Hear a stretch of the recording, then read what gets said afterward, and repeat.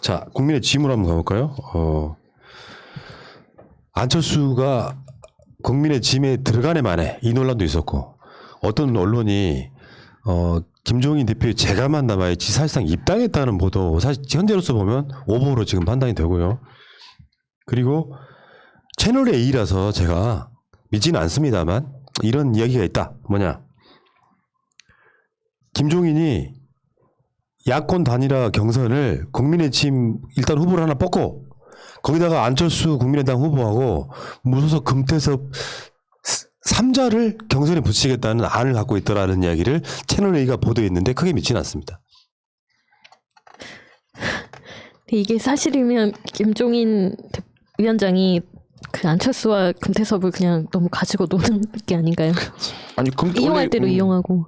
원래 금태섭은 그 안철수 사람이었잖아요. 안철수를 지지하고 있던 사람이고 금태섭이고 그냥 남아가지고 계속 이제 민주당에 남아서 안철수를 응원했던 사람인데, 그렇게 붙이는 것들이 이제 안철수에 대해서 기분 나쁘라고 하는 거라고 생각하거든요. 그래 너는 금태섭하고 해 같이 이렇게. 그러니까 김종인이 이렇게 생각할 수도 있다고는 봐요. 그냥 재밌으라고.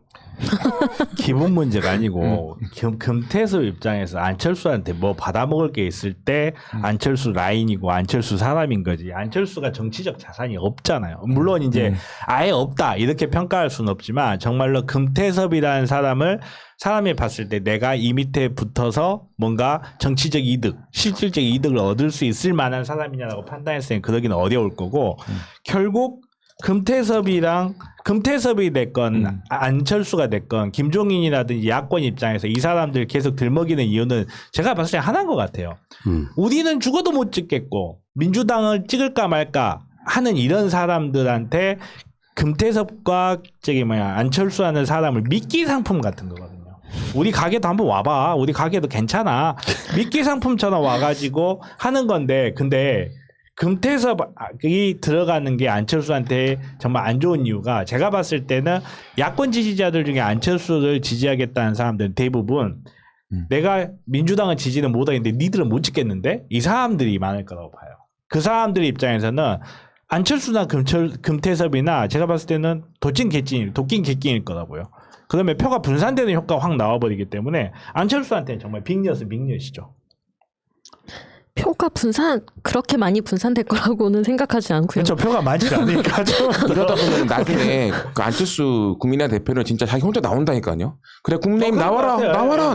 나는 국민의당에서 내가 돈이 뭐가 없냐, 돈이 없지 뭐가 없냐 하면서 끝까지 하겠습니다. 이번에는 절대 포기하지 않겠습니다라고 나올 것 같아요, 제가 볼 때. 아니 근데 금태섭이 여기서 튀어나오는 게 더 웃기고요. 아니 생각해봐봐. 국민의힘 그 경선에 나왔던 사람들은 뭐가 되니? 아니 그 사람들 자체가 예를 들어서 나경원이든 오세훈이든 간에 100석이 넘는 제1야당 후보로 제가 뽑혔어요. 그럼 그 사람들 입장에서 안철수하고 다시 또 경선을 하는 것까지도 그냥 뭐 일반적 흐름이니까 그렇다 치자. 금태섭이 거기서 왜 끼냔 말이야. 그렇죠. 급이 안 되는 사람을 갑자기 끼얹어 버린 거라. 아니 그러니까 민주당에서 나왔잖아요, 일단. 금태섭은 민주당에서 옛날에 이상한 빨간 수박과 토마토 행동하다가 나온 사람에 대해서 이용을 하려고 하는 거죠, 이제. 아니 그러니까 금태섭이 나오면 안철수 표가 갈라져요. 그렇죠. 그럼 그걸 안철수가 받겠냐는 거예요. 그거를 아무런 생각도 없이 채널A들 그 보도하는 거 보면은 그 채널A 앵커들 보면은 채널A 앵커처럼 생겼다. 근데 TV조선 앵커는 엄성서처럼 생겼고요. 채널A 앵커들은 조수진처럼 생겼어요. 그 사람한테 할 말인가요? 굉장히 우려가 되는데. 아무튼 그래도 사람한테 할 말 있고 안 할 말 있지. 아니 그거를 내가 왜 이렇게 농담 삼아 이야기를 하냐면 너무 저질이야. 사실 여러분은 그 종편이나 이런데 뭐 어쩌다 보면 재수 없어가지고 뉴스가 걸릴 때가 있잖아. 보도를 어떻게 잠깐 1, 2분 봐요. 어떻게 이렇게 깊이 없는 걸 뉴스라고 하지 창피할 정도예요. 뉴스의 수준은 YTN보다 훨씬 떨어지고, 다시 한 번 말씀드리지만 KBS 9시 뉴스의 수준이 JTBC나 MBC보다 떨어집니다. 희한하지. 어제 그래서 내가 KBS 수신료 인상하는 거 절대 반대했던 이유가 연봉만 평균 연봉 1억이 넘는 것들이 뉴스는 깊이가 하나도 없어. KBS는 그렇다 치고 그 채널A나 TV조선 뉴스를 보면요 볼 게 하나도 없는 거야. 이 새끼들은 그냥 검찰발 뉴스 받아 쓰는 거 이런 뇌피셜이 말이 되냐고요. 금태섭 포함하는 3자 경선을 참 어처구니가 없네 진짜. 그러니까 안철수 보고 포기하라는 얘기죠. 채널에 있는 우리 국민의힘에 있는 진짜 잘난 그 3인방 몇 명 정도 우리 충분히 선거에서 이길 수 있을 것 같은 착각을 채널 A가 하고 있는 거예요. 물찌르자 안철수, 제거하자 금태섭 뭐 그런 건가. 자, 이상돈 전 교수가 이런 얘기했죠. 안철수가 몸이 단 이유, 몸 달았다는 표현을 김종인이 했잖아요. 핥아봤대. 홍조 선거 보조금 때문이다. 안철수가 정치 10년간 한 게 단일화다. 그리고 단일화 실패다. 창당, 합당, 분당 탈당했다. 그동안 안철수는 정당 보조금으로 큰 선거를 치러왔다. 지금은 돈이 없다. 뭐 이런 이야기. 그래서 안철수가 몸이 달았다는 겁니다. 주식 있는데. 아니, 자기는 자기 돈을 안 쓰. 이 말의 뉘앙스는 그런 거예요. 안철수는 지금까지 자기 돈 안 썼다는 거죠. 그렇죠. 네. 몸이 단지 쓴지 어떻게 하시는지 모르겠는데 지적 자체는 제가 봤을 땐 정말 정확한 지적인 것 같아요. 말 그대로 이렇게 안철수가 돈이 많은 거는 본인한테 돈이 많은 거는 많은 거고 그거를 정치를 위해서 사용하는 거는 별개의 문제고 또 사실 그거를 정치를 위해 사용하도 문제가 될 수 있거든요. 우리나라 현행 정치 공직선거법상에서는. 그러면 결국은 이 자기가 정치를 하려면 예전 같이 큰 정당에 기대서 그런 그 금전적인 이득을 얻는 건 아니지만 쉽게 말해 손해는 안 보면서 이렇게 영업을 해왔는데 그게 마케팅. 안 되는 거죠. 어려운 부분이 있는 거죠. 그러니까 예를 들어서 세석밖에 없는 정당에 나오는 국고 보조금 있잖아요.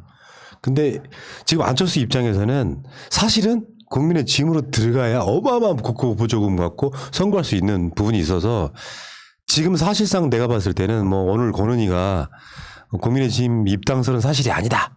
그러놓고 뒷말에 이율배반적인 비문을 말하더라고. 지금 협상 중이다.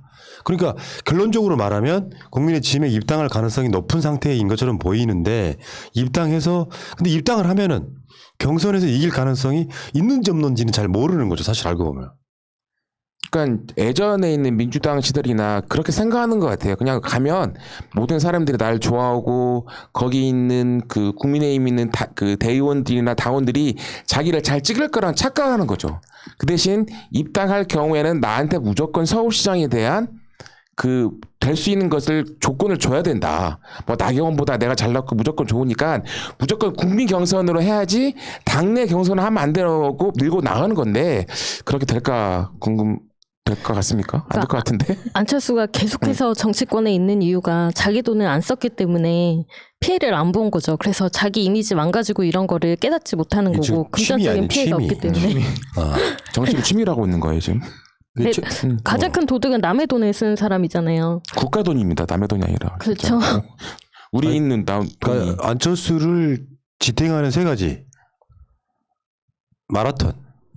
총선을 마라톤 뛰신 분이에요. 공약 내걸고 한 게 아니라. 두 번째 의료봉사.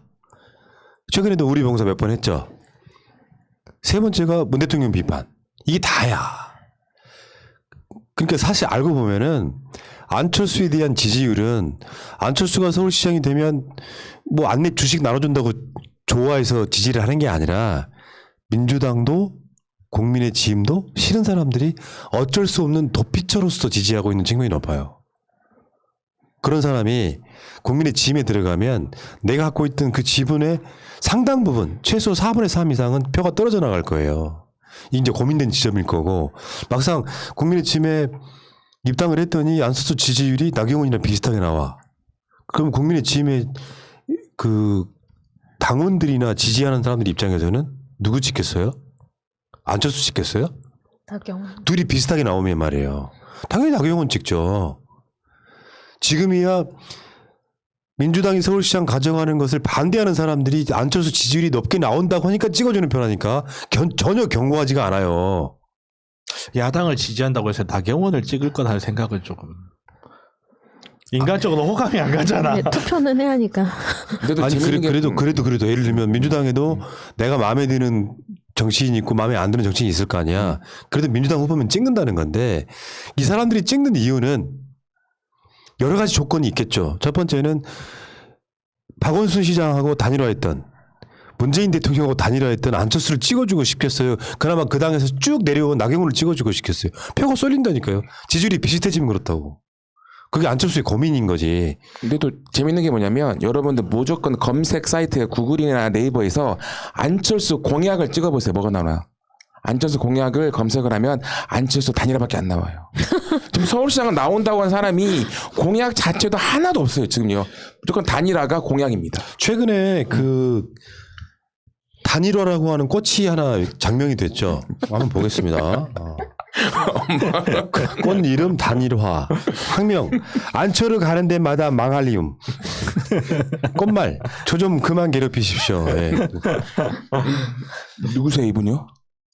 너무 꽃이에요. 아니 젊은 분인데 너무 꽃이. 꽃이에요 단일화. 내가 또 식물에 좀 관심 있는 사람으로서 정말 잘 만든 짤입니다 이게. 꽃말, 학명, 꽃 이름 단일화. 실제로 안철수가 가는 곳마다 분열되고 망한 건 진리예요, 진리. 안철수가 탈당한 이후에 민주당이 집권했다는 사실을 기억하시기 바라겠습니다. 그런 손 타는 사람들이 있어요. 정반대의 경우가 새날이잖아요. 새날과 관련 있는 사람은 다 잘 된다라고 하는 새날 운빨은 역사적 운명 같은 건데 안철수가 가는 곳마다 깨진다는 것도 비슷한 의미의 역사적 운명 같은 거예요. 빨리 입당하시기 바라겠습니다. 안철수의 국민의힘 입당을 환영합니다. 매우 환영합니다. 고마워요. 근데 더 재밌는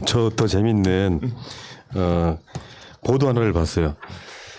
이게 핵심이라고 봐 나는. 서울 보궐선거에 재건축 완화 공약이 막 나오니까 아파트 값이 들썩한다고 하는 기사가 경제지 위주로 지금 나오기 시작했어. 근데 이게 국민이 안 속는다는 거예요. 재건축 완화하겠다. 간단히 말하면 나경원식의 규제 풀겠다는 거거든. 재건축으로 돈 많이 벌었던 사람 대표적인 두 사람이 있죠. 주호영, 박덕흠. 박덕흠. 마찬가지로 규제 완화하겠다는 말은 그냥 들으면 좋게 들리잖아요. 규제 완화하겠다면 용적률 높이고 건물 더 크게 세우고 뭐 이런 거거든. 그러면 그 규제 완화하겠다는 공약을 지금 민주당이 내고 있습니까? 나경원 부류가 내고 있는 거예요. 국민의힘 후보나 이런 애들이 내고 있는 거라고. 근데 보도에 서울 보궐선거 때문에 재건축 완화 공약이 있으니까 아파트 값이 들썩했다면서 규제 완화에 대한 기대감. 아 이런 미친놈들이 무슨 기사라고 이걸 쓰고 있다 자빠졌더라고.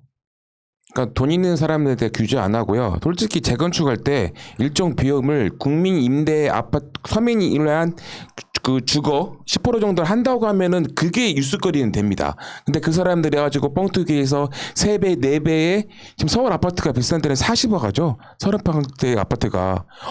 이게 어디까지 튈지 모르거든요. 뭐 재개발하면 또 당연히 뛰는 거죠. 근데 서민 정책은 하나도 없어요. 그냥. 농물 나온다는 나경원이 간 그 음마 아파트 30평이 30억, 40억 해요. 근데 그런 말을 하더라고요. 누가 농물 나온다고 하니까 거의 집에서 다 농물 제거기 연수기 쓰고 다 한다. 그 사람들. 그런 걸 왜 걱정하고 있냐. 서민을 위한 주거대책을 내야지 그게 마음 아프다 하는 게 진짜 어처구니가 없습니다. 재건축 완화나 이런 재개발 완화 같은 게 프레임이 더 이상 저는 통하지 않을 거라고 봐요. 이게 현실성이 없다는 거는 제가 봤을 땐 서울 시민들이 더 잘 알아요. 아무리 건축을 재건축을 완화하고 재개발을 이렇게 완화해서 그거를 권장한다 하더라도 대한민국 정도의 수준의 경제 상태, 대한민국 사람들의 인구와 그리고 수입 같은 걸 감안했을 때 새로운 걸 뭔가를 더 지어서 그게 예전처럼 고가의 분양이 되고 고가의 투자적 가치를 가질 거라는 기대는 오히려 경제 전문가들이 더 잘 알아요.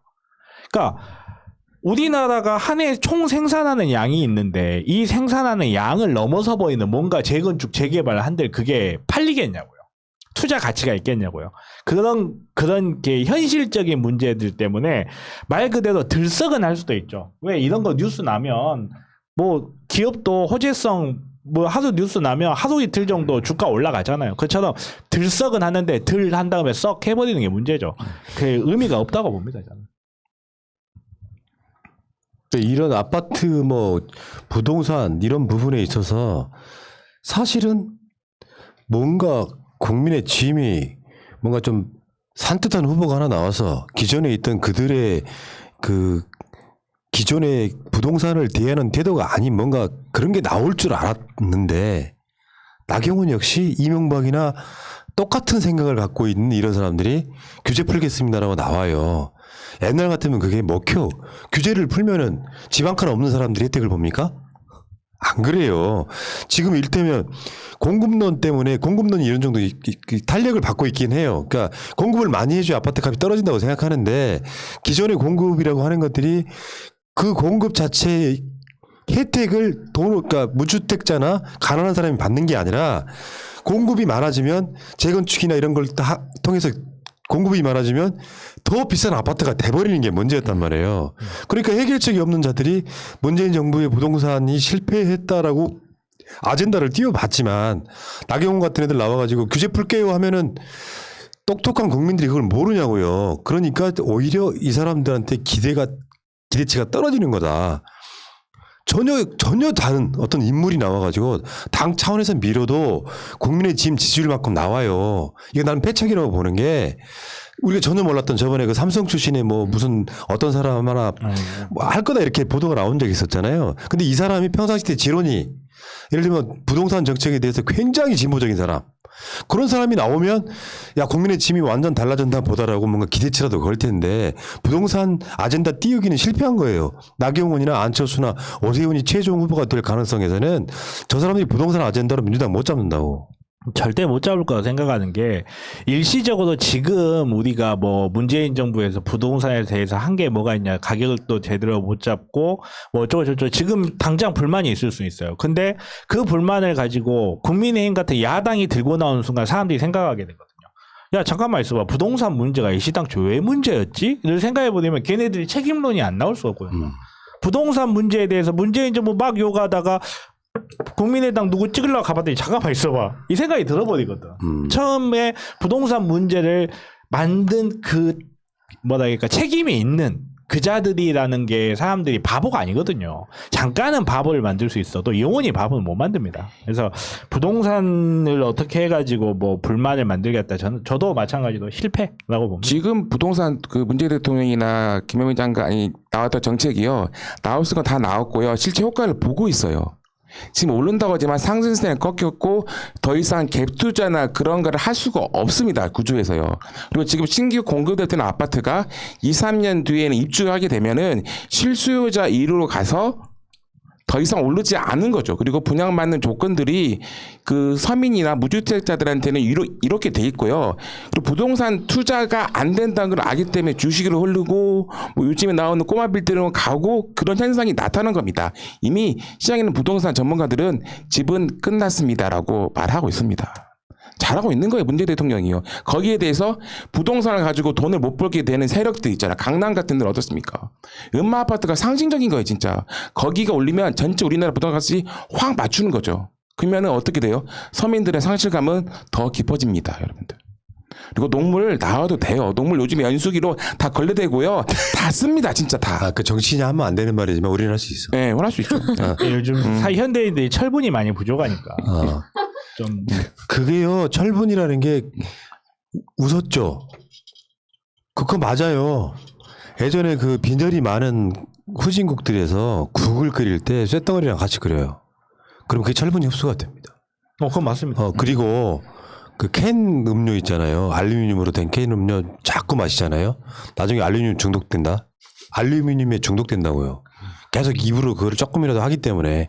그러니까 그건 맞아요. 90년대 이후로 우리나라 치매 환자가 많이 늘어난 게 6, 70년대 알루미늄 냄비를 양은 냄비. 양은 냄비를 그 연탄에다가 사용해서 그렇다라는 설이 있죠. 예.